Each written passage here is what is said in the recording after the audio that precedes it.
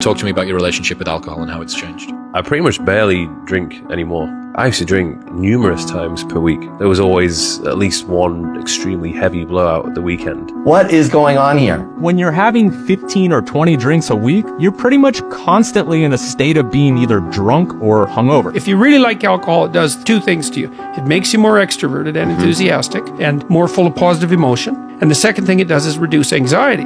Alcohol targets mitochondria. Alcohol poisoning is due to mitochondrial disruption and impairment. There were times I was like, man, I could never be a sober person. It was just alcohol for me always.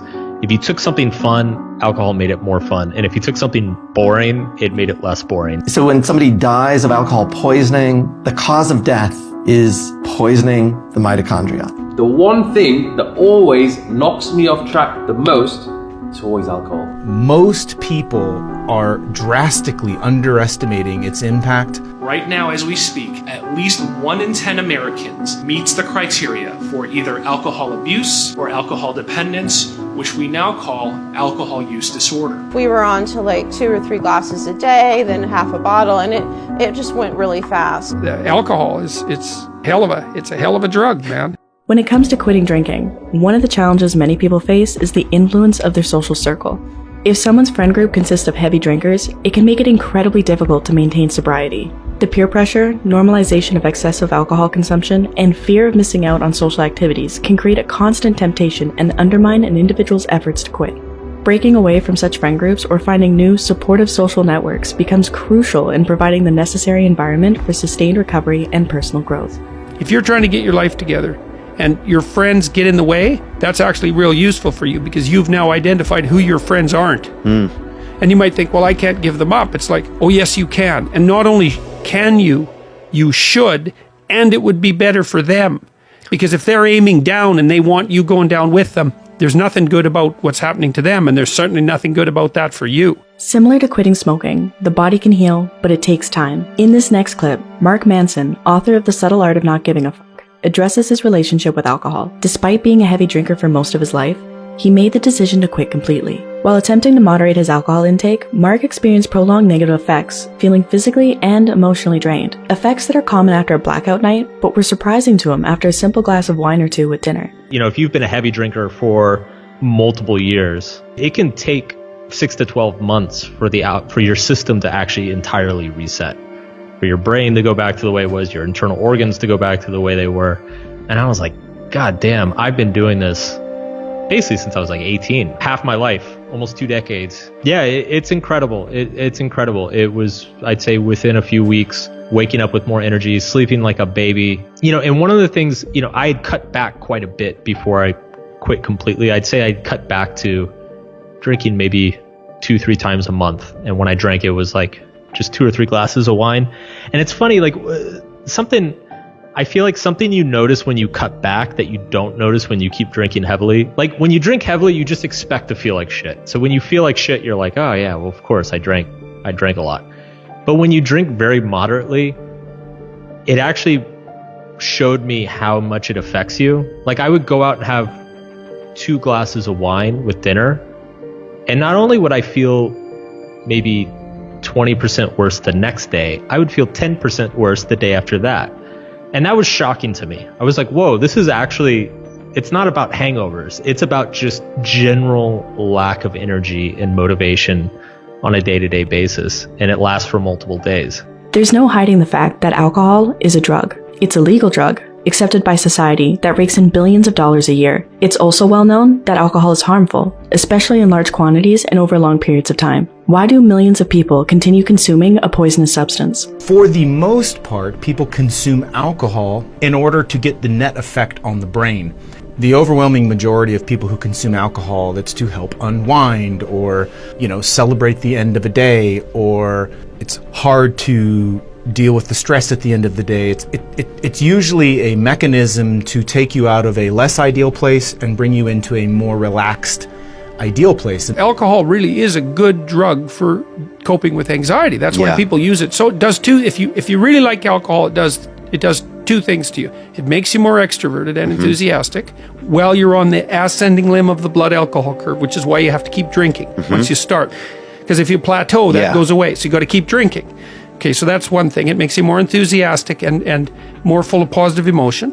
And the second thing it does is reduce anxiety. Yeah. And so if you are a bit more socially anxious, and you also have that positive response to alcohol, which everyone doesn't have, by the way, then it's a great drug. But the problem is it's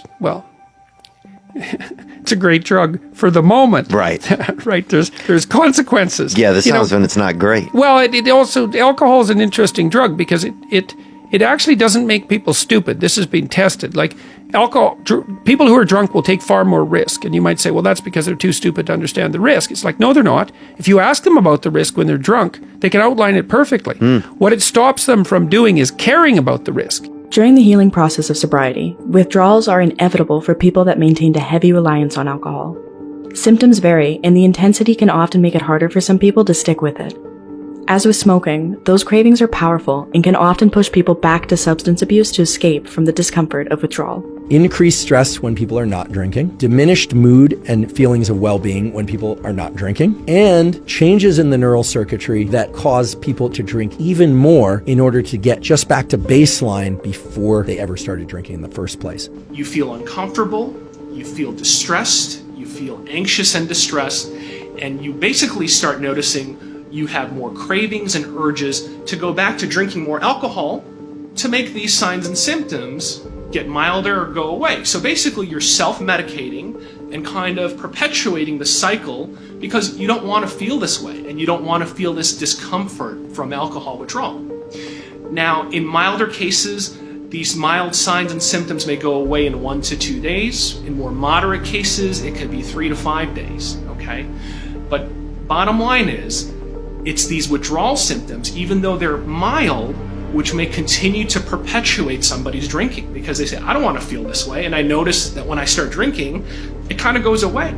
And it may just kind of continue the cycle of problematic drinking. Alcohol, unlike other nutrients, cannot be efficiently metabolized by the human body to extract energy. Instead, the body treats alcohol as a toxin, triggering a cascade of processes to eliminate it. From the moment alcohol enters the bloodstream, it affects not only the liver, but also the entire body system. It disrupts the balance of neurotransmitters, impairs cognitive function, compromises the immune system, and places strain on various organs, leading to a wide range of negative health consequences that extend far beyond the liver. When you take a step back, when you look at the big picture of life, cells in the human body are all there to perform a function, but they all need nutrients. They need nutrients to replace the parts that need to be replaced. Without nutrients, you're dead. In order to understand why cells in the human brain or body malfunction, we have to go all the way to the basics of biology, which is every living cell at the end of the day depends on metabolism or energy. And it's the only way to connect the dots. This is a gross oversimplification of nutritional biochemistry. Essentially, we can look at most of at least macro nutrition, not micronutrition, but macronutrition. In other words, the things that we consume that give us energy. And there are 3 primary sources of macronutrients. There are protein, fats, and carbs. And the challenge with ethanol or alcohol is that when alcohol comes into our nutritional equation, there's nowhere for it to go. The liver is responsible for detoxifying the alcohol that we ingest. Could it really be?